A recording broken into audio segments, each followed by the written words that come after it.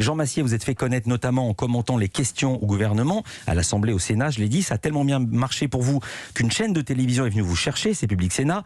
Aujourd'hui, le mouvement est inverse. Plutôt, les chaînes et leurs journalistes ou animateurs investissent Twitch, France Télévisions avec Samuel Etienne, on l'a dit, et bientôt TF1. Quel regard vous portez sur ces mouvements ?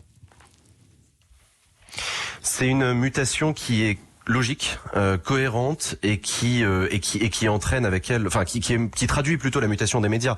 Les audimates, les audiences des chaînes de télévision sont vieillissantes. On le sait, plus de 60 ans en moyenne.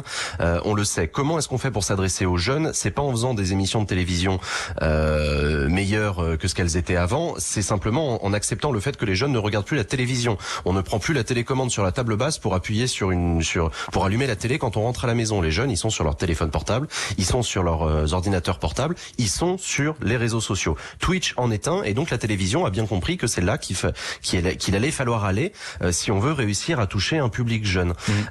Donc on voit les chaînes qui commencent à vouloir adresser, mais c'est très intéressant ce mouvement puisque ça interroge beaucoup les chaînes dans leur relation à leur public. Ce sont d'autres codes, ce sont d'autres manières de faire, et on a un public, le public de Twitch, qui est très exigeant et qui voit. Pour une partie d'entre eux, le public de Twitch voit d'un assez mauvais œil les vieux médias, les grandes maisons débarquer sur la plateforme.